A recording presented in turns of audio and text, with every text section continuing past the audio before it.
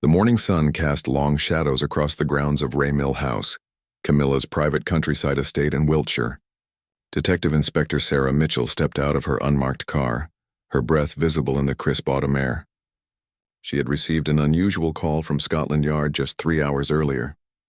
A tip had come in from an anonymous source claiming that stolen items from the royal collection might be hidden somewhere on the Queen Consort's property. Sarah felt the weight of this investigation pressing down on her shoulders. This wasn't just any ordinary case. The caller had specifically mentioned missing crown jewels that had vanished mysteriously decades ago. The items were thought to be lost forever, written off as casualties of wartime chaos or simple human error in the massive royal inventory. As she walked toward the main house, Sarah noticed how quiet everything seemed. The estate staff moved about their daily routines, completely unaware that their employer was about to become the center of a major investigation. Gardeners trimmed hedges while housekeepers prepared rooms for guests who might never arrive. The detective had done her homework before arriving. Raymill House had been in Camilla's family for generations before she married into the royal family. The property sprawled across several hundred acres, including the main mansion, guest cottages, stables, and numerous outbuildings. If someone wanted to hide something valuable, this place offered countless possibilities. Sarah's partner, Detective Constable James Park, emerged from the passenger side of their vehicle. He carried a leather briefcase containing the search warrant they had obtained just hours earlier. The paperwork had moved through the courts with unusual speed, suggesting that someone high up in the government took this tip very seriously. The two officers approached the front entrance of the grand house. Its Georgian architecture spoke of old money and established power. Ivy climbed the walls and perfectly maintained flower beds lined the gravel driveway. Everything about the place whispered of respectability and tradition. A butler answered the door before they could knock. He was an elderly man with silver hair and a perfectly pressed uniform. His face showed no surprise at seeing police officers on the doorstep, though Sarah detected a slight tension in his posture. "Good morning, officers," the butler said in a cultured voice. "I believe you are expected. Her Royal Highness is currently in London, but she has instructed us to provide you with complete cooperation." Sarah nodded and showed her identification. "We have a warrant to search the premises in connection with missing items from the royal collection. We'll need access to all buildings on the property." The butler's eyebrows rose slightly, but he maintained his professional composure. "Of course, Detective. I am Charles Pemberton, the house manager. I have been instructed to accompany you throughout your search and provide any assistance you might require." As they entered the house, Sarah was struck by the opulence surrounding them. Paintings that looked like museum pieces hung on the walls. Antique furniture filled every room, and crystal chandeliers caught the morning light streaming through tall windows. If stolen crown jewels were hidden here, they would blend in perfectly with the existing treasures. Charles led them through a maze of corridors, pointing out various rooms and their purposes. The house contained over 30 rooms, including a library that stretched across the entire east wing, a ballroom that could accommodate 200 guests, and a wine cellar that descended 3 levels underground. "Where would you like to begin your search?" Charles asked, his hands clasped behind his back. Sarah exchanged a glance with her partner. They had discussed their strategy during the drive from London. Start with the most obvious places, then work their way toward the more creative hiding spots. Experience had taught them that people often hid valuable items in places that felt secure, but weren't necessarily clever. "Let's start with any safes or secure storage areas," Sarah said. "Then we'll move through the private quarters." Charles nodded and led them toward a heavy wooden door near the back of the house. "There is a small vault in what we call the business office. Her Royal Highness keeps important documents and some family heirlooms there." The office was smaller than the other rooms they had seen, but no less impressive. Dark wood paneling covered the walls and leather-bound books filled built-in shelves. In one corner stood a large safe, its door slightly ajar. "The combination has been provided to us," Charles said, producing a slip of paper from his jacket pocket. Her Royal Highness wanted to ensure complete transparency. Sarah felt a flutter of excitement as Charles opened the safe completely. Inside, she could see stacks of documents, some jewelry boxes, and several small objects wrapped in velvet cloth. This was exactly the kind of place where someone might store stolen crown jewels, hidden among legitimate family treasures. James began photographing the contents before they disturbed anything. Proper documentation would be crucial if this search led to criminal charges. Every item would need to be cataloged and its provenance established. As Sarah reached for the first jewelry box, she couldn't shake the feeling that they were on the verge of a major discovery. The anonymous tip had been very specific about the location and nature of the hidden items. Someone with inside knowledge had pointed them toward this estate. The morning was just beginning and they had acres of property to search. But something in her detective instincts told Sarah that they wouldn't need to look much further than this room. Sarah's gloved hands trembled slightly as she lifted the first jewelry box from the safe. The weight felt substantial, suggesting it contained something more significant than simple family pieces.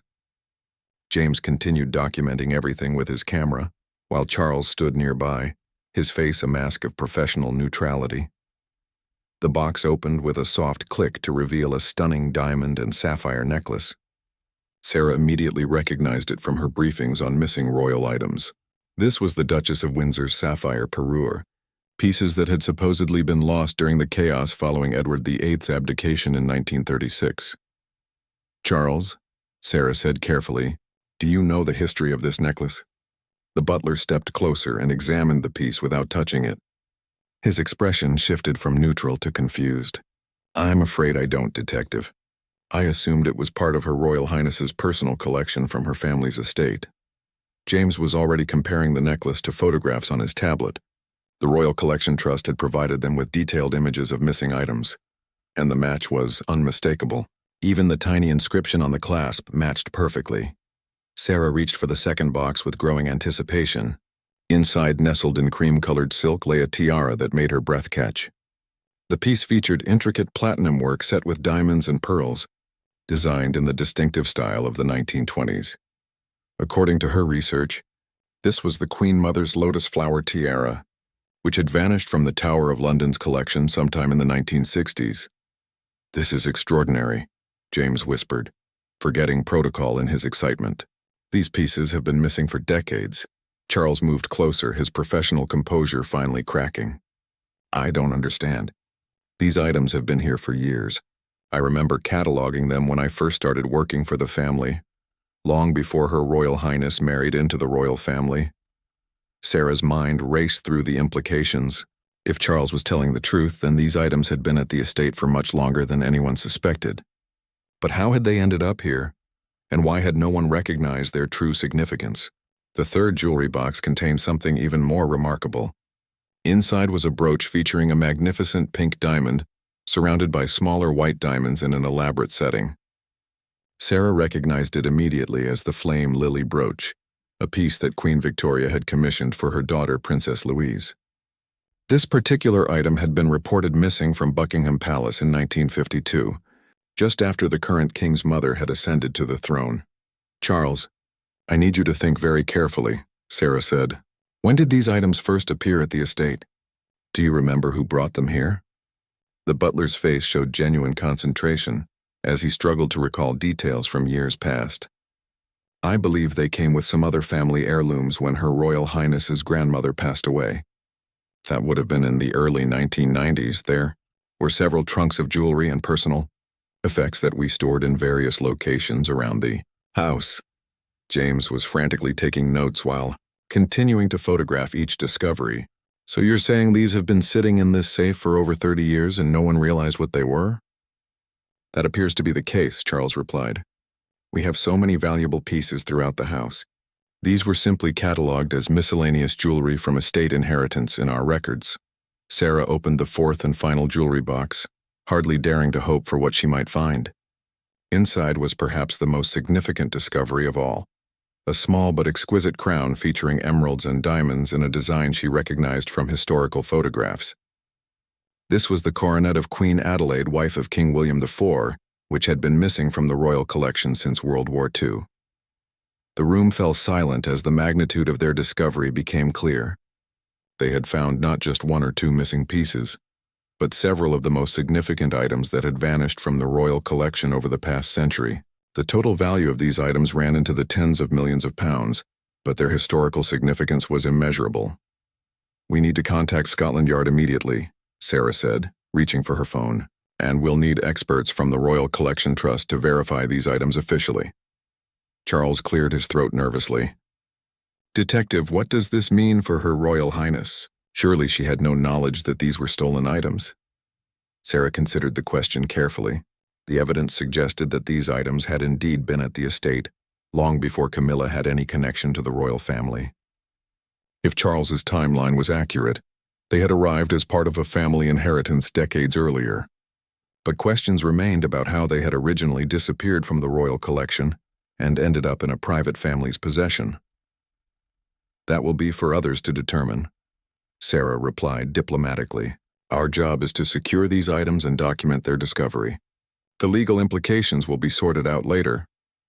As James packed the jewelry carefully into evidence bags, Sarah couldn't help but wonder what other treasures might be hidden elsewhere on the vast estate. If these magnificent pieces had been sitting unrecognized in a simple safe for 30 years, what else might be waiting to be discovered in the many rooms, outbuildings, and storage areas they had yet to search? The anonymous tip that had started this investigation was proving remarkably accurate. Someone had known exactly where to point them, which raised new questions about who had inside knowledge of the estate's contents and why they had chosen now to reveal this information. The morning was far from over, and they still had an enormous amount of ground to cover. But already, Sarah knew this would be remembered as one of the most significant recoveries in the history of missing royal artifacts. Word of the discovery spread quickly through the chain of command at Scotland Yard. Within 2 hours of Sarah's initial phone call, the estate was buzzing with activity. Experts from the Royal Collection Trust arrived in unmarked vehicles, followed by senior detectives and forensic specialists. The quiet countryside morning had transformed into a carefully orchestrated investigation scene. Dr. Margaret Thornfield, the lead curator from the Royal Collection Trust, examined each piece with the intense focus of someone who had dedicated her life to preserving royal history. She wore white cotton gloves and used a magnifying glass to study every detail of the recovered items. These are absolutely authentic, she confirmed to Sarah. I've studied photographs and documentation of these pieces for years. The craftsmanship, the settings, even the natural wear patterns match perfectly with historical records. Sarah watched as Dr. Thornfield held the Queen Mother's lotus flower tiara up to the light. Can you tell us more about how these items originally went missing? Each piece has its own story, Dr. Thornfield explained. The Duchess of Windsor's sapphire parure disappeared during the complex legal battles over her estate after the Duke's death. Palace officials assumed it had been sold privately or given away. The lotus flower tiara vanished during a routine inventory check in the 1960s. At the time, it was assumed to be a clerical error, or that it had been moved to another location within the vast royal collection. James was taking detailed notes about each item's history. What about the flame lily brooch and Queen Adelaide's coronet? The brooch went missing shortly after the Queen Mother's funeral preparations in 1952. There was so much movement of items between various royal residences during that period. As for the coronet, it was evacuated from London during the Blitz along with many other precious items. When everything was returned after the war, several pieces were unaccounted for. Sarah felt pieces of a complex puzzle beginning to fit together. So these items disappeared over several decades during different periods of chaos or transition in royal affairs. Exactly. Dr. Thornfield nodded. What's remarkable is finding them all together in one location. It suggests they didn't disappear randomly, but were deliberately collected by someone with access to the royal collection over many years. Charles had been listening to this conversation with growing concern. I assure you, Detective, our family had no knowledge these were stolen items. When Her Royal Highness's grandmother, Mrs. Rosemary Shand, passed away, we simply inherited her jewelry collection, along with other family possessions. Sarah made a note to investigate Mrs. Shand's background more thoroughly. What was Mrs. Shand's connection to royal circles? She moved in society circles in London during the 1950s and 60s, Charles replied. She attended many charity events and social gatherings where members of the royal family were present. But I never heard of any particular closeness or special access. Dr. Thornfield looked up from her examination of the coronet. Actually, that timeline is very interesting. The 1950s and 60s were when most of these items went missing. If Mrs. Shand was attending royal events during that period, she might have had opportunities that others didn't. The investigation was taking on new dimensions. What had started as a simple search based on an anonymous tip was revealing a potential decades-long pattern of theft from the royal collection. But questions remained about whether Mrs. Shand had acted alone or as part of a larger network. Sarah's phone buzzed with a text message from her supervisor. The discovery had reached the highest levels of government, and there was pressure to handle the situation with extreme discretion. The reputation of the current queen consort was at stake, even though the evidence suggested she had no knowledge of the item's true nature. "Charles, we need to continue searching the estate," Sarah said. "If these 4 pieces were part of Mrs. Shand's inheritance, there might be others." The butler nodded, though his face showed the strain of the morning's revelations. "Of course, Detective. Where would you like to search next?" Dr. Thornfield spoke up. "If I may suggest, you should focus on areas where older family items might be stored. Attics, storage rooms, perhaps a basement or cellar area. These pieces were clearly not displayed openly, so any others would likely be in similar storage situations." As they prepared to expand their search, Sarah noticed a black sedan pulling up the driveway. 2 men in dark suits stepped out, their posture and bearing immediately identifying them as government security personnel. The stakes of this investigation were clearly higher than she had initially realized. "Ma'am," one of the men approached her, showing credentials that identified him as MI5. "We've been asked to observe the proceedings and ensure proper security protocols are followed." Sarah felt a chill that had nothing to do with the autumn weather. When MI5 became involved in what had started as a simple theft investigation, it meant there were national security implications she hadn't considered. Perhaps the anonymous tip that started this whole affair hadn't come from a concerned citizen but from intelligence sources. "We're about to search additional areas of the estate," she informed the agents. "You're welcome to observe." As the group moved toward the main house's upper levels, Sarah couldn't shake the feeling that they were uncovering something much larger than a simple case of inherited stolen goods. The precision of the anonymous tip, the rapid government response, and now MI5 involvement suggested this was part of a bigger investigation that had been developing behind the scenes. Charles led them up a grand staircase toward the house's 3rd floor, where several rooms had been converted into storage areas over the years. "Mrs. Shand's personal effects were stored in several locations," he explained. "We never had reason to examine everything thoroughly." The first storage room they entered contained dozens of trunks, boxes, and furniture pieces covered in dust sheets. Sarah realized they might be looking at days or even weeks of careful searching through decades of accumulated family possessions. But if the morning's discoveries were any indication, the effort would be worth it. They were potentially on the verge of solving some of the most mysterious disappearances in royal history. The 3rd-floor storage room felt like stepping into a treasure hunter's dream. Dust particles danced in the afternoon sunlight streaming through tall windows as Sarah and her team began the systematic process of examining Mrs. Shand's accumulated possessions. Each trunk and box potentially held secrets that had been hidden for decades. James started with a large leather trunk positioned near the window. The brass fittings had developed a green patina over the years, and the leather showed cracks from age. Inside, wrapped in yellowed tissue paper, he found more jewelry boxes than they could count in a single glance. "Sarah, you need to see this," James called out, his voice tight with excitement. Dr. Thornfield hurried over with her magnifying glass and examination tools. The first box James opened contained a bracelet featuring alternating emeralds and diamonds in a distinctive Art Deco setting.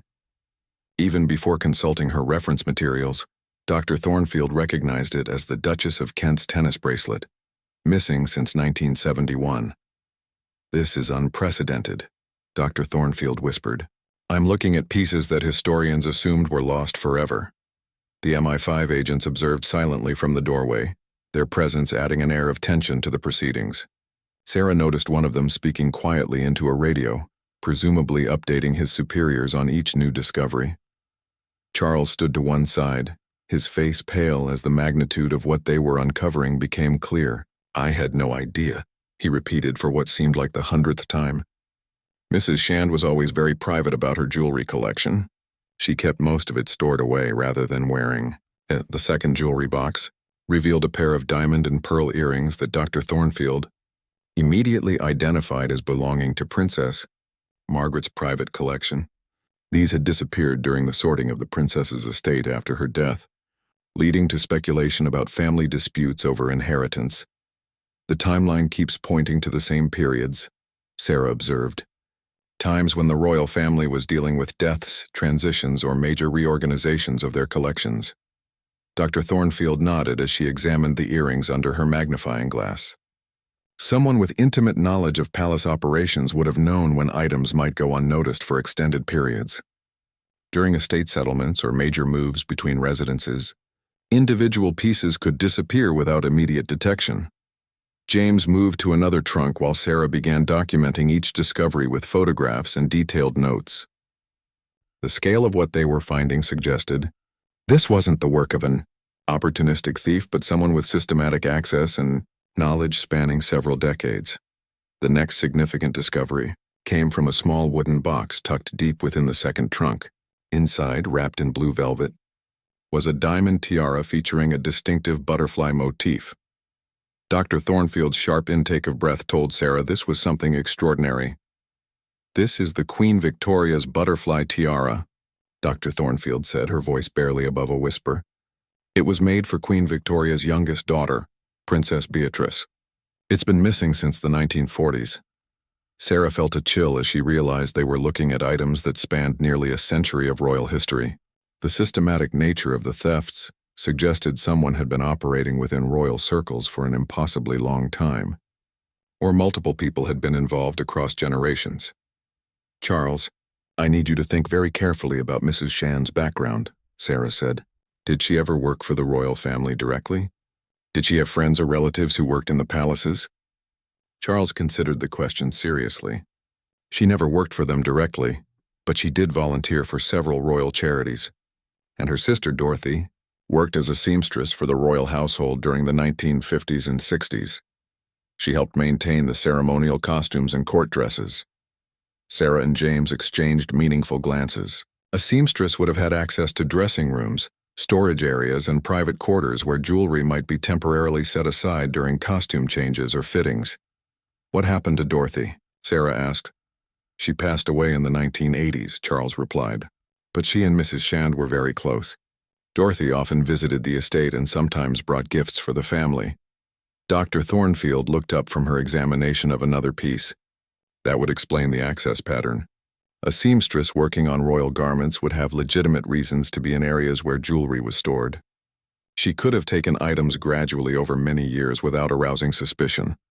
The afternoon was wearing on, but they had only begun to scratch the surface of Mrs. Shand's collection. Each trunk seemed to contain more treasures, and Sarah was beginning to wonder if they had stumbled onto the largest recovery of stolen royal artifacts in British history. One of the MI5 agents approached her quietly. "Detective Inspector, we need to discuss security arrangements for these items. The value of what you've recovered already exceeds £50 million. Sarah nodded, understanding the implications. They would need armed transport, secure storage, and round-the-clock protection for the artifacts. But more importantly, they needed to understand how deep this network of theft had extended and whether it was still active." As James opened another trunk, Sarah's phone rang. The caller ID showed it was her supervisor at Scotland Yard. "Mitchell here," she answered. "Sarah, we need to talk." Her supervisor's voice was tense. "We've been analyzing the anonymous tip that started this investigation." The call came from inside the palace. Sarah felt her blood run cold. Someone currently working within the royal household had directed them to this estate. The investigation was taking another unexpected turn, and she was beginning to suspect they were being used as pawns in a much larger game. "Sir, we're finding significant stolen items here. This isn't just about a few missing pieces." "I know," her supervisor replied. "That's why we need to be very careful about how we proceed. There are political implications we're still trying to understand." As Sarah ended the call, she looked around at the treasures scattered across the storage room floor. They had solved several historical mysteries, but in doing so, they had opened up questions that reached into the very heart of the royal establishment. The revelation that the anonymous tip had come from inside the palace changed everything. Sarah found herself questioning every aspect of the investigation as she watched her team continue cataloging the recovered treasures. Someone with access to the royal household had deliberately pointed them toward Camilla's estate, but their motives remained unclear. Dr. Thornfield was examining what appeared to be the most significant discovery yet. A complete parure of emerald and diamond jewelry that she identified as belonging to Queen Alexandra, wife of King Edward VII. The set included a necklace, earrings, bracelet, and brooch, all featuring matching emeralds of exceptional quality. This set disappeared during the inventory following King George II's death in 1952, Dr. Thornfield explained. It was assumed to have been moved to a secure location and simply lost in the paperwork. Chaos of that period. James was photographing each piece from multiple angles while one of the MI5 agents made notes in a small black notebook. The atmosphere in the room had grown increasingly tense as the scope of the thefts became apparent. Charles had grown quieter as the afternoon progressed, clearly overwhelmed by the implications for his employer and the family he had served for decades. "Detective, I need to ask about Her Royal Highness. Will she be arrested when she returns from London?" Sarah chose her words carefully. "At this point, we have no evidence that she had any knowledge these were stolen items. Our investigation suggests they came into the family's possession long before she had any connection to the royal family." But even as she said it, Sarah wondered about the palace insider who had made the anonymous call. Did they know something about Camilla's knowledge that hadn't yet come to light? Or were they trying to embarrass the queen consort for reasons that had nothing to do with stolen jewelry? The next trunk they opened contained documents as well as jewelry. James pulled out a stack of letters tied with a faded ribbon, along with what appeared to be inventory lists written in an elegant hand. "These might give us some answers," Sarah said, carefully untying the ribbon. The letters were addressed to Mrs. Shand from someone, signing themselves as D and dated from the 1960s through the 1980s. As Sarah read through them, a clearer picture began to emerge of how the thefts had been accomplished. "Listen to this," Sarah said, reading from one of the letters. "The blue parure went unnoticed as I expected. They have so many similar pieces that one more or less makes no difference. I've wrapped it carefully and will bring it on my next visit."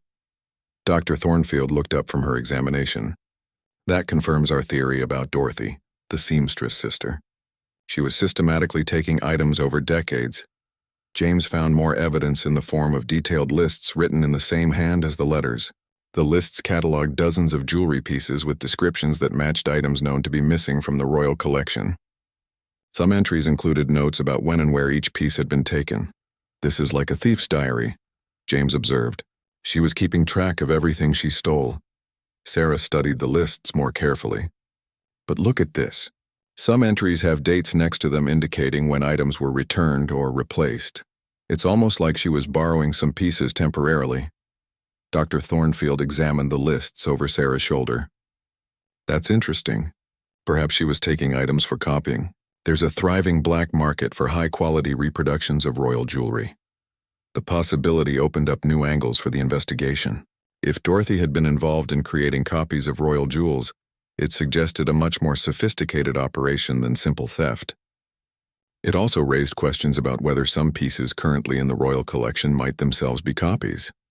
One of the MI5 agents spoke up for the first time. "We need to consider the possibility that this operation continued after Dorothy's death. Someone might still be active within the palace." Sarah's phone buzzed with another call from her supervisor. This time, the news was even more concerning.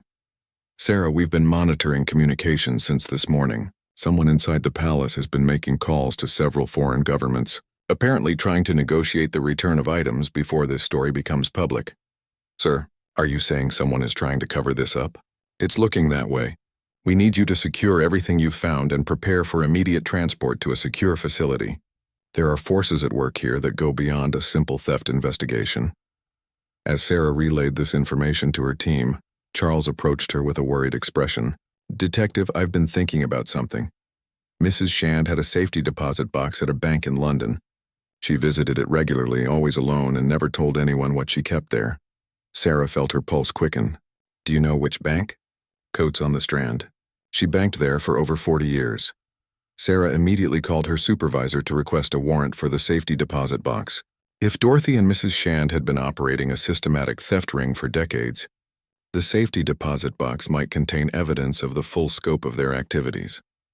Dr. Thornfield was still examining the recovered pieces when she made another disturbing discovery. "Detective, I need to show you something.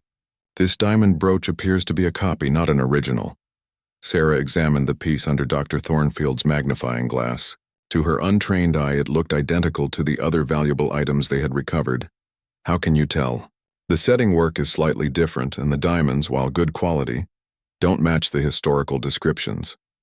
I believe this is a reproduction, probably made sometime in the last 20 years. The implications were staggering. If Dorothy and Mrs. Shand had been creating copies of stolen items, it meant the thefts might still be ongoing. Someone could be continuing their work, stealing originals and replacing them with carefully crafted reproductions. Sarah looked around at the dozens of jewelry pieces spread across the storage room floor. How many were originals and how many were copies? And if reproductions were still being placed in the royal collection, who was currently facilitating these crimes? The investigation that had started with a simple anonymous tip was revealing a conspiracy that potentially reached into the highest levels of the royal household. And with someone inside the palace apparently trying to manage the situation behind the scenes, Sarah realized they were no longer just hunting for stolen jewelry, but uncovering a threat to the integrity of the British monarchy itself.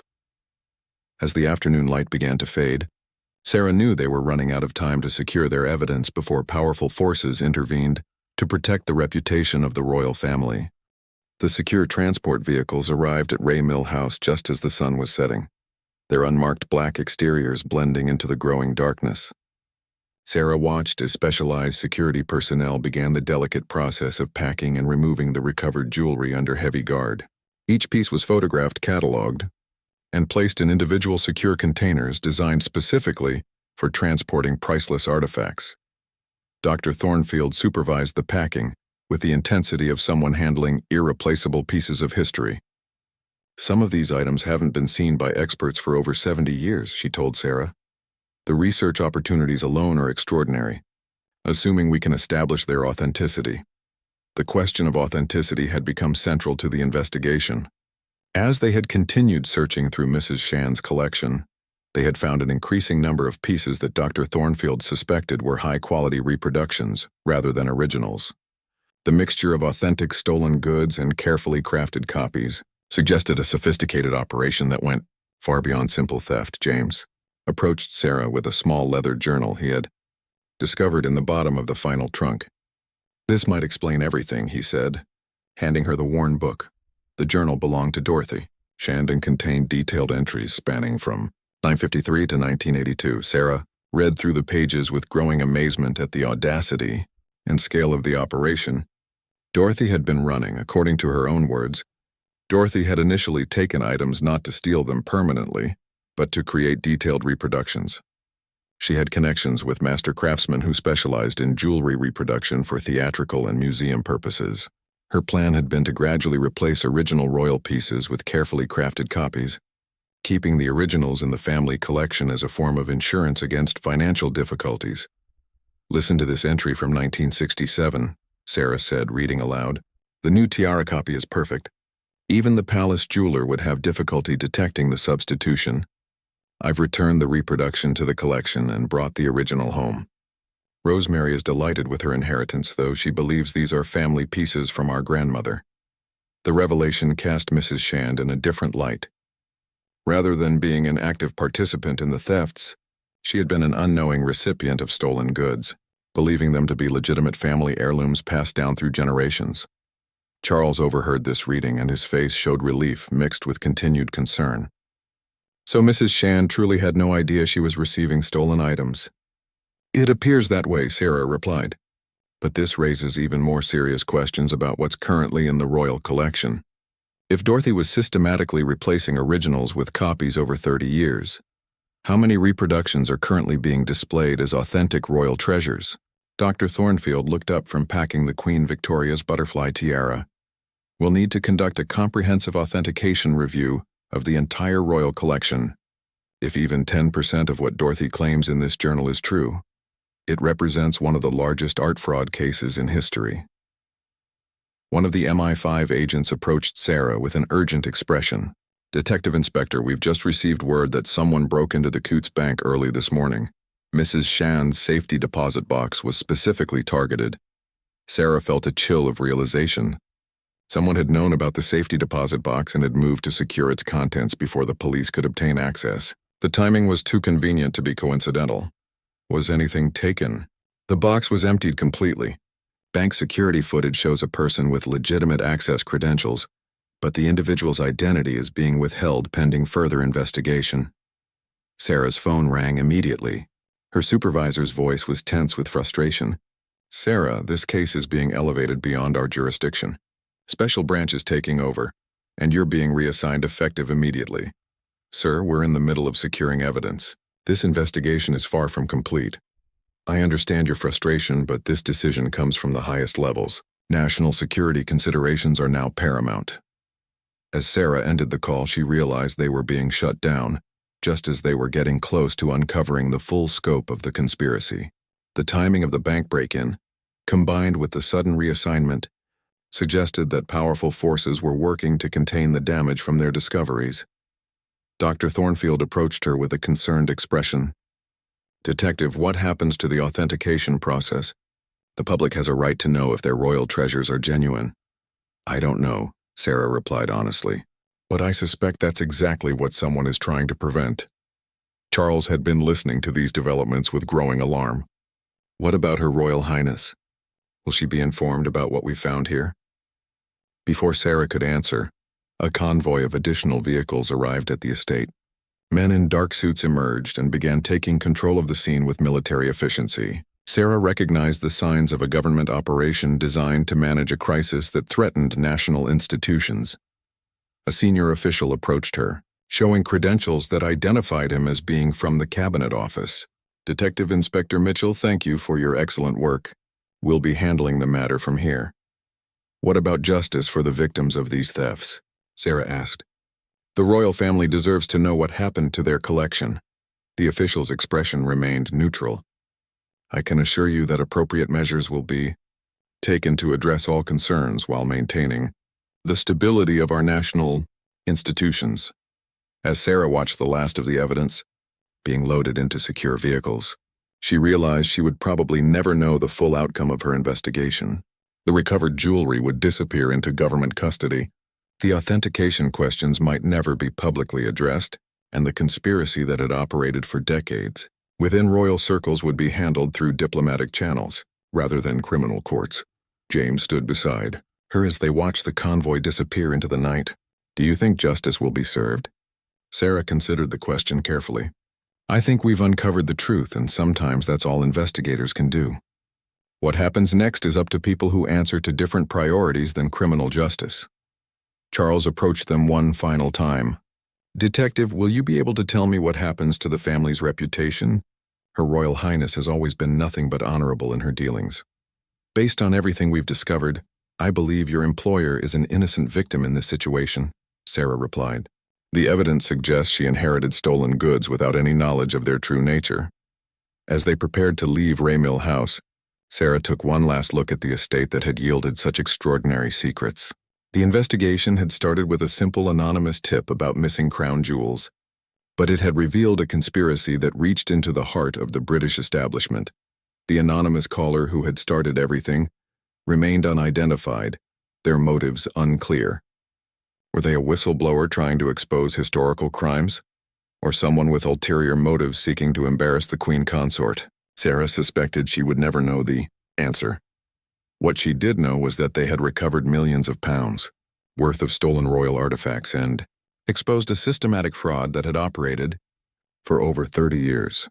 Even if the full truth never became public, the treasures would be returned to their rightful place in the royal collection. As they drove away from the estate, Sarah reflected on the strange nature of investigations that touched on matters of national importance. The pursuit of truth sometimes had to be balanced against the stability of institutions that millions of people trusted and respected. The case would officially be classified as resolved. The recovered items would be quietly returned to the royal collection, and life would continue as if nothing had happened. But Sarah knew that somewhere in government files, the full truth would be preserved for future historians to discover and evaluate. The Royal Guard had indeed raided Camilla's private estate, and what they had found was far more significant than anyone could have imagined. 6 months later, Sarah Mitchell sat in her office at Scotland Yard reading a brief news item buried on page 12 of the Times. The headline read, Royal Collection undergoes routine conservation review. The Camp article mentioned that several historically significant pieces had been rediscovered during standard archival work and would be displayed in a special exhibition celebrating the restoration of royal treasures. There was no mention of thefts, investigations, or raids on private estates. The recovered jewelry had been quietly integrated back into the official royal collection, as if they had never been missing at all. Sarah recognized several pieces mentioned in the article from her photographs taken at Mill House. Her phone rang, interrupting her thoughts. The caller was Dr. Margaret Thornfield from the Royal Collection Trust. Detective Mitchell, I hope you don't mind me calling. I wanted to thank you personally for your work on the Mill investigation. Dr. Thornfield, it's good to hear from you. I see the exhibition announcement made the papers. Yes, though of course the full story remains classified. I can tell you that the authentication process revealed even more than we initially suspected. Dorothy Shand's journal led us to identify dozens of reproductions currently in the collection. We're conducting a careful replacement program to restore the originals to their proper places. Sarah felt a sense of satisfaction knowing that justice was being served, even if quietly. What about the people currently working in the palaces? Did you identify any ongoing security risks? That investigation is being handled by other departments, but I can say that several individuals have been quietly reassigned to positions with less access to the collection. The anonymous tip that started your investigation appears to have come from someone who suspected ongoing irregularities but couldn't prove them through normal channels, and so they used us to expose the problem. It seems that way. Whoever made that call knew exactly where to point you and had enough inside knowledge to be credible. They probably saved the royal collection from decades more of systematic theft and substitution. After ending the call, Sarah reflected on the strange resolution to one of the most significant cases of her career. The official records would show a successful recovery of stolen property, but the deeper questions about institutional security and historical fraud would remain classified for decades to come. Charles Pemberton had called her once, 2 weeks after the raid, to inform her that Camilla had been fully briefed on the situation and was cooperating completely with the ongoing investigation. The Queen Consort had been shocked to learn about the stolen items, hidden in her inherited collection, but relieved that her family's reputation remained intact. Mrs. Shand's unwitting possession of stolen royal jewelry had been reclassified as receiving stolen goods without knowledge, clearing her family name of any intentional wrongdoing. Dorothy Shand's systematic thefts would be remembered in classified files as one of the most audacious art fraud schemes in British history, but her name would never appear in public records. The case had taught Sarah important lessons about the complex relationship between truth and public interest. Sometimes protecting institutions meant limiting public knowledge of their vulnerabilities. The monarchy's stability depended partly on public confidence in the authenticity and security of royal traditions, including the crown jewels and ceremonial artifacts. James had been promoted following the investigation, his meticulous documentation proving crucial to the authentication process. He occasionally updated Sarah on rumors he heard about ongoing security improvements at royal residences, including enhanced inventory systems and background checks for all personnel with access to valuable collections. The anonymous tipster remained unidentified, their motivations unclear. Sarah suspected they were someone within the palace establishment who had noticed irregularities but lacked the authority or evidence to address them through official channels. Using Scotland Yard to expose the problem had been an elegant solution that protected both the monarchy and the integrity of the royal collection. Sarah often wondered what other secrets lay hidden in the vast collections housed in royal residences across Britain. The Mill investigation had revealed how easily valuable items could disappear from inventories during periods of transition or chaos. With centuries of accumulated treasures and limited documentation for older pieces, the potential for both accidental loss and intentional theft remained significant. The special exhibition Dr. Thornfield had mentioned opened quietly at Buckingham Palace 3 months later. Sarah visited during a public tour, recognizing several pieces she had first seen wrapped in dusty cloth in Mrs. Shand's storage room. The Queen Victoria's butterfly tiara was displayed prominently, its description noting that it had been recently rediscovered during archival research. Standing before the display case, Sarah felt pride in knowing she had played a role in returning these treasures to their rightful place. The investigation had been far more complex than anyone had anticipated, revealing decades of systematic theft and fraud operating within the heart of the British establishment. As she left the palace, Sarah reflected on the nature of justice in cases involving national institutions. The criminals would never face public trial, the victims' losses had been restored without acknowledgement, and the full truth would remain classified. But the integrity of the royal collection had been preserved for future generations, and the security vulnerabilities that had enabled the thefts had been addressed. The case of the Royal Guard's raid on Camilla's private estate would be remembered by only a handful of people, but its impact on protecting Britain's cultural heritage would last for decades. Sometimes the most important victories were the ones that nobody would ever hear about, and Sarah had learned to find satisfaction in that quiet form of justice. The crown jewels were safe, the monarchy's reputation was protected, and the long-lost treasures had finally come home.